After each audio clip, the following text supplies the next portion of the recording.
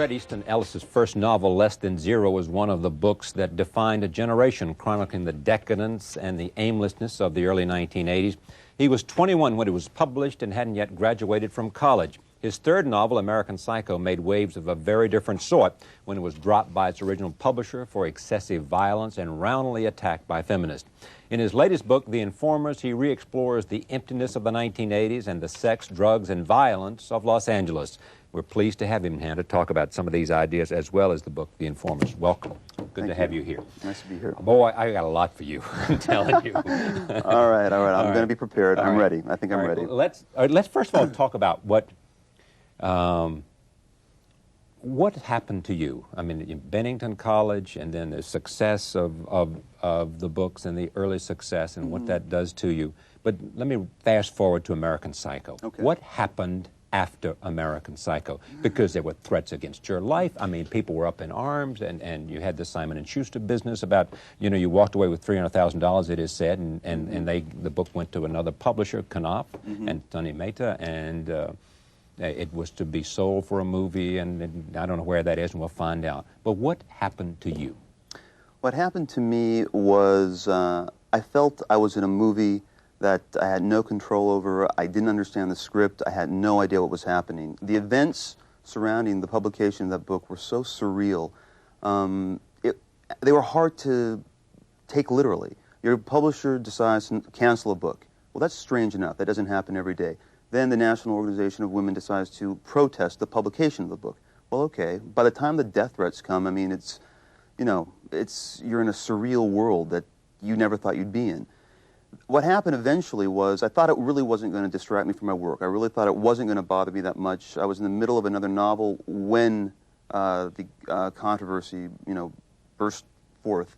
And ultimately it did. It did distract from my writing a lot. And I found myself not writing for a long time and basically hiding out in Richmond, Virginia. I had to get out of New York. I stayed in L.A. a little bit, moved to Richmond, try to write. And that helped a little bit. Yeah. Now, did you have nervous breakdowns? Well, I don't know. I mean, not real nervous breakdowns. The reason I ask you is I've read that, but I don't know, and that's why I say let's find out from the source. I had a couple nervous breakdowns. They were way before the American Psycho stuff happened. I mean, it was just, post-college jitters, I guess you'd call them. I mean, got out of college that summer. What was I going to do? I sort of freaked out a little bit, and I had some problems there. But other than that, no, I did not have a nervous breakdown at all during the post-American Psycho. Yeah. So, in other words, the breakdown business came earlier, but and whatever happened.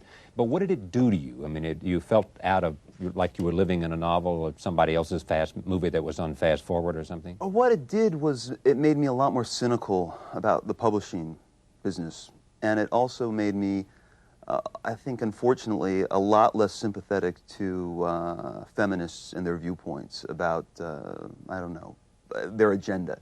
And that was disheartening, because I always felt that I, was pretty much on their side. I mean, I grew up in a family where I was surrounded by sisters and a mom, and I was, I'm very good friends with a lot of women, and, my sisters and my mom are sort of, feminist-oriented. So it was really depressing when feminists and the National Organization of Women decided to protest this book for reasons that I thought were ultimately really meaningless. Because you were saying what? You were saying this is only fiction and this is only a novel, and yes, these characters do despicable things to women that are not only violent but gruesome, and they would say, Well, they would. I mean, I think reflects misogyny. Well, yeah, but the problem is a depiction of misogyny, an act of misogyny, and I don't think the feminists or now understood that. They didn't understand the difference. They couldn't make the difference, or they thought that one was one and the same. And that was, it was disheartening.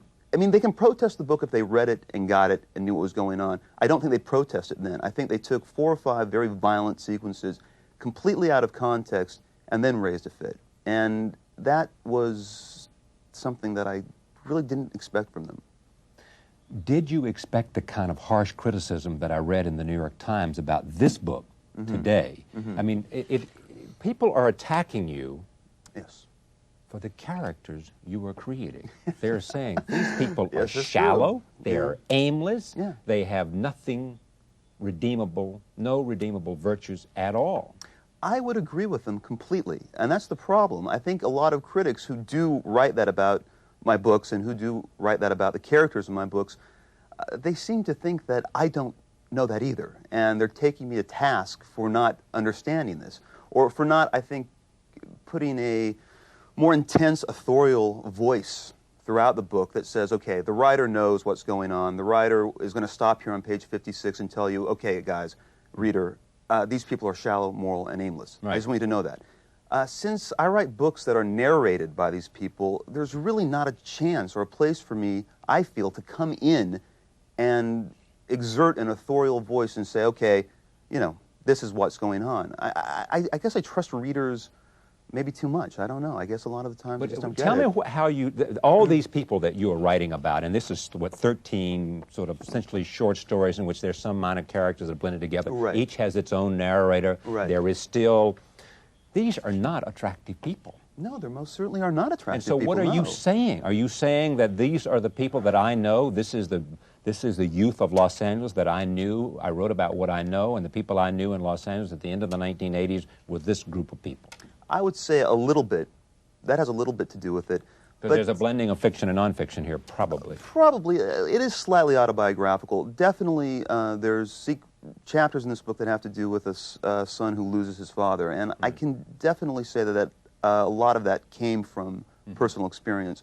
But overall, what interests me about the book is why these 13 people, how are they linked, what is the connection between all of them? Yeah, a lot of them are shallow, a lot of them are stupid, a lot of them behave despicably, they rape, they murder, you know, they do terrible things. But what is the one thing that links these people? Well, it's a place, it's an environment. Los Angeles. Which I think shapes and controls a lot of these people's actions. I also think it's the times. It was the early 1980s where I think, you know, drug use was casually accepted. To be promiscuous wasn't a death sentence yet. Yeah. And I think the book is really a criticism of these kind of values. Everything is on the surface. It is the clothes they wear, the restaurants they eat. It is all about surface life. There is no sense of anything beyond, right? Will, is there in America now? I mean, does anyone look beyond the surface of anything anymore? Is it a society of surfaces and we're obsessed with how people appear rather than what they've done? I mean, we see it in court TV all the time. I mean, we see the Menendez brothers walking in, swaggering in their, you know, their Armani suits, and then everyone says, "Oh my God, these horrible kids are so awful." And then they come in little, you know, pink sweaters, and they sit down there and they calmly, you know, cry on stand, and everyone's heart breaks and goes, "Well, maybe something didn't happen there." I think we are a society that totally believes the surface, and we want to believe the surface, and we find truth in surfaces. And that is, I would hope that isn't true either, but I do think it is. And I think in all my books all my books are a criticism, I think, of a society that is obsessed with surfaces. The 20-something generation. Yeah. But I think it goes beyond the 20-something generation. I think it really permeates the entire society. What is it about you that is so, I don't want to say obsessed, but clearly in American Psycho, obsessed, but with gruesome murder? What is it about murder, diabolical qualities that fascinate you? I am probably going to give you a very boring answer about this. What fascinated me first about American Psycho was that I wanted to write about a serial killer. I didn't know why. Right. Who knows why anybody wants to write about anything? I wanted to write a novel about a serial killer. I wanted to write through the voice of a serial killer.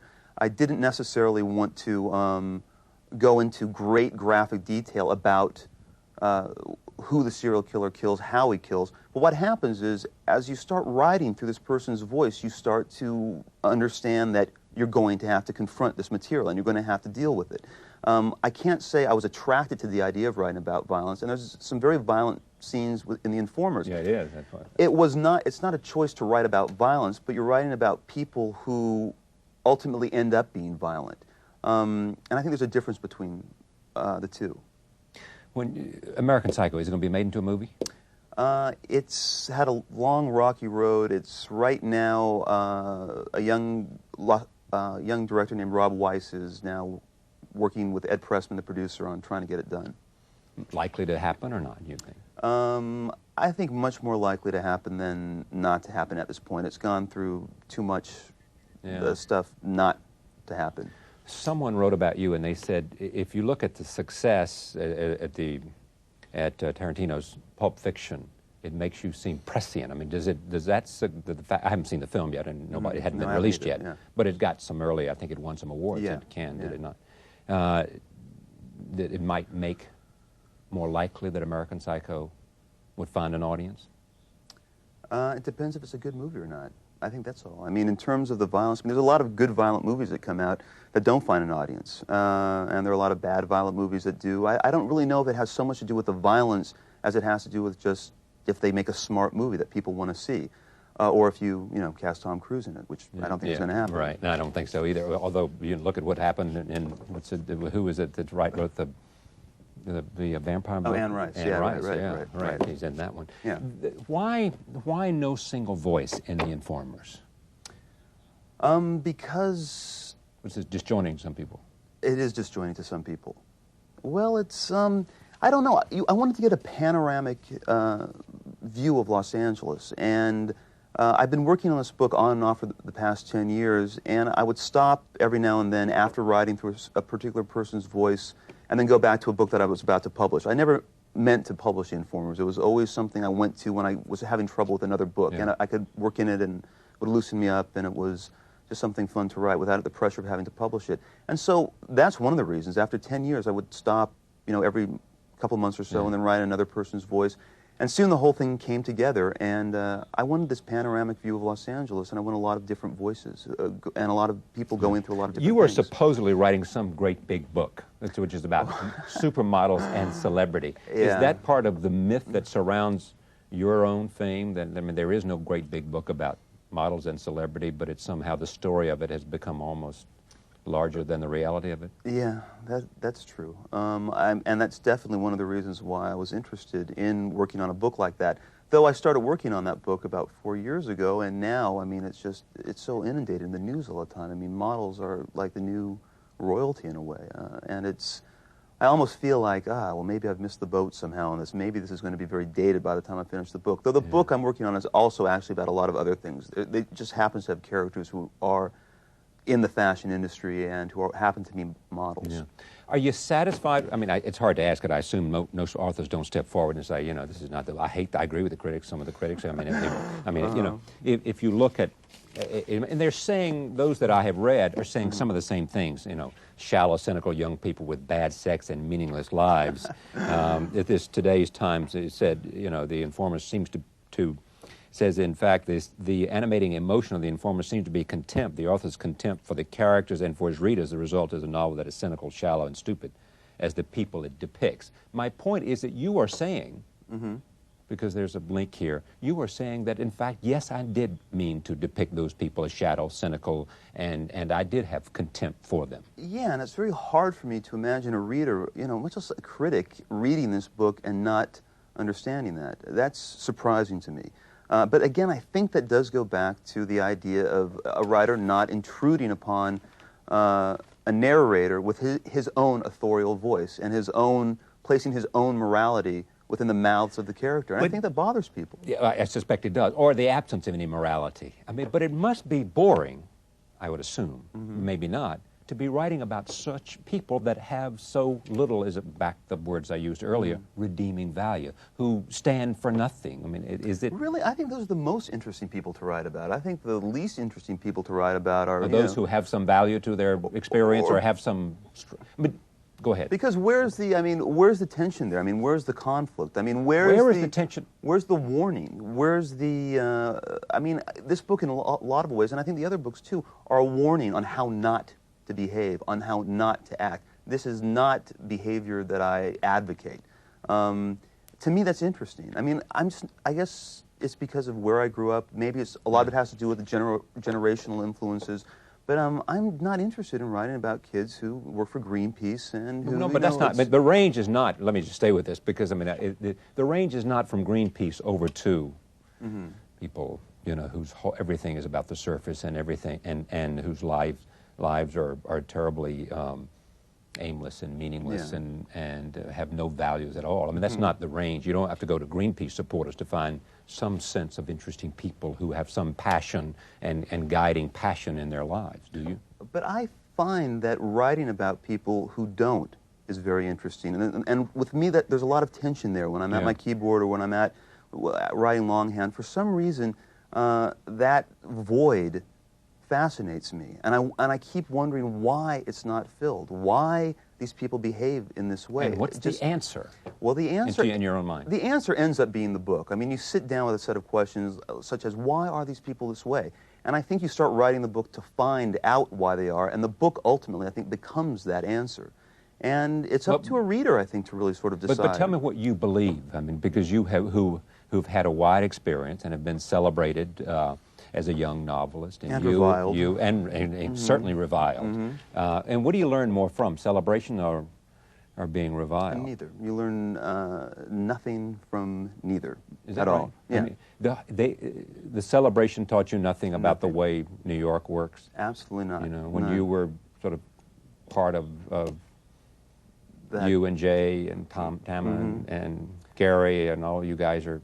No, it really didn't. It taught me nothing. I mean, the basic thing is that you write for yourself. You really don't write for anyone else. You don't write for, you know, your publisher, your editors, your friends, even your readers. You really write a book because you're interested in writing about a particular topic. And once you're done with it, that's basically it, and you move on to something else. There was both in American Psycho and there is here a vampire. Why vampires?